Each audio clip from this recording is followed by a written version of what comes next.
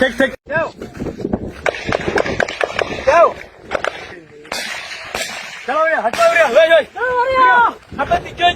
जय हटो हटो रे हटो ان شاء الله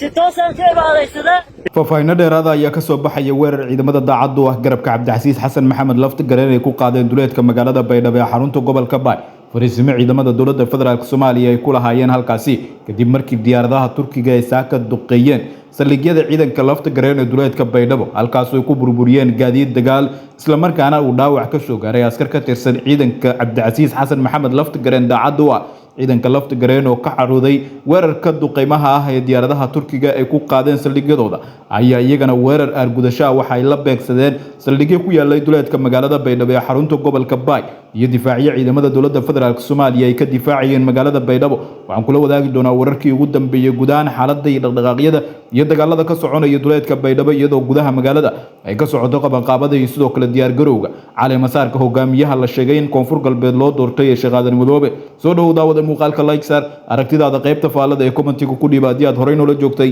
waad ku maasantahay hadii aad nala joogin nagu soo biir oo kamid noqo saaxiibada aynu halkan kula wadaagno markasta wararka iyo warbixinada guud ahaan Soomaalida iyo sidoo kale caalamka hagaaga magaalada Baydhabo ee xarunta gobolka Baay oo gudaheeda ay ka socdaan dhaqdhaqaaqyadii sidoo kale abaabulkii ugu dambeeyay ee qabanqaabada cali masaarka hogaamiyaha la sheegay in loo doortay koonfur galbeed ee Sheekh Aadan Madoobe ayaa dhinaca kale diyaaradaha Turkiga oo ka qayb qaadanaya sugidda amniga magaalada Baydhabo ilaa halkaas uu ku wajahan yahay madaxweynaha waqtigiisa uu dhamaaday ee Soomaaliya Xasan Sheekh Maxamuud ayaa waxa ay duqeymo la beegsadeen fariisimihii saldhigyo ay lahaayeen ciidanka daacadda u ah garabka Cabdicasiis Xasan Maxamed Laftigareen waxaana halkaasi la soo warinaya inuu khasaare ka soo gaaray ciidanka Laftigareen kaas oo u badan khasaare dhaawaca isla markaana gaadiid dagaal halkaasi looga burburiyay ciidanka Laftigareen ayaa duqeyntii iyo sidoo kale weerarkii dhinaca cirka ee diyaaradaha Turkiga ay ku qaadeen aroornimadii hore ee saaka waxay dhankooda kaga jawaabeen weerar dhinaca dhulka oo ay la beegsadeen saldhigyo ciidanka dowladda federaalka Soomaaliya iyo kuwa birmadka maamulka Aadan Madoobe ay ku lahaayeen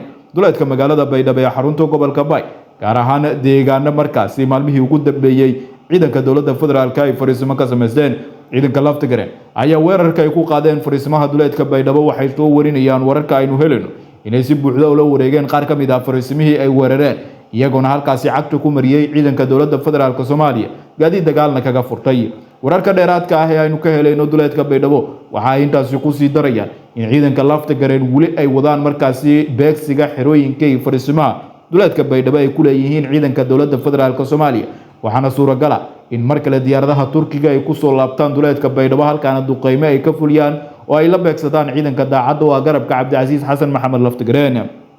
Turkiga ayaa u muuqday inuu markaasi si buuxda arrimaha siyaasadda Soomaaliya uu markaasi ugu milmay isaga oo dhinacyada ku loolamaya koonfur galbeed mid kamid ah si buuxda markaasi ula saftay dhinaca kalena beegsanaya oo duqeymo markaasi ku burburinaya aasaanada military sidoo kale saldhigyada duleedka Baydhabo ay ku leeyihiin ilaa hadda ma jirto war rasmi ah oo ka soo baxay dhinaca garabka Laftigareen oo ku aadan diyaaradaha Turkiga duqeymaha ay ka fuliyeen saldhigyada laakiin wararka aynu helayno ayaa sheegaya in ciidanka Laftigareen gaar ahaan wasiirka amniga ee dhinaca Laftigareen uu qorsheynayo in goordhow warbaahinta uu laabo isla markaana uu ka warbixiyo duqeymaha diyaaradaha Turkiga ay la beegsadeen xirooyinkooda iyo sidoo kale qorshaha ugu yaala xogo hoose aynu helayno waxay sheegayaan in ciidanka Laftigareen ay qorsheynayaan weerar ballaaran oo ka dhana magaalada Baydhabo oo maanta ilaa iyo caawa markaasi midkood ay ku qaadaan iyadoona weerarkaasi uu noqon doono mid markaasi argoosi u ah duqeymaha lagu burburiyay saldhigyadooda maahan markii ugu horeysay oo ciidanka Laftigareen weerar lagu qaaday ay jawaab ka bixiyaan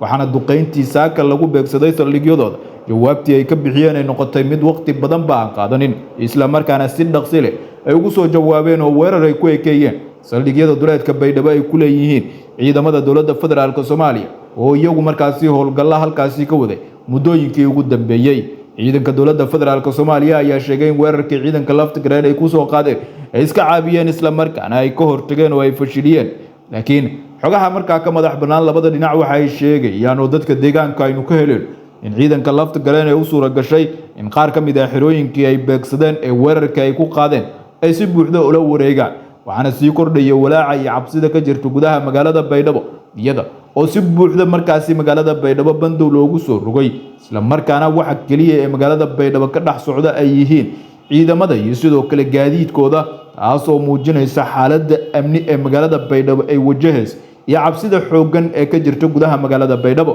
Dadku waxay isweydiinayaan kadib caleema saarka magaalada Baydhabo iyo sidoo kale maamulka Aadan Madoobe xaalkooda halkuu ku dambeyn doona. Laakiin khubaro dhinaca ammaanka iyo sidoo kale falanqeeyaal siyaasadeed waxay sheegeen in Aadan Madoobe aysan u badnayn inuu sii hogaamin doono maamulka Koonfur Galbeed Soomaaliya, maadaama haddaba uu xal u leeyahay amniga guud ee magaalada Baydhabo iyo sidoo kale ka hortagista weerarada soo noqnoqday ee ka imaanay dhinaca ciidanka Cabdicasiis Xasan Maxamed Laftagareen. War hadda soo dhacay waxa uu sheegayaa in ciidanka Laftagareen weli ay dagaal ka wadaan duleedka magaalada Baydhabo, isla markaana la maqlayo daryanka hub culus oo dhinacyada ay isweydaarsanayaan, iyada oo warkan hadda soo dhacay uu dhinaca kale tilmaamayo in hawada Baydhabo mar kale ay soo galeen diyaaradaha Turkiga ee F-16 iyo kuwa droniska oo aan la ogeyn inay ku biiri doonaan dagaalka duleedka Baydhabo ka socdo. Waxaana muuqata in markan madaxweyne Xasan Sheekh Maxamuud iyo sidoo kale saaxiibadiisa cusub ee Koonfur Galbeed Soomaaliya ay doonayaan in magaalada Baydhabo gabi ahaanba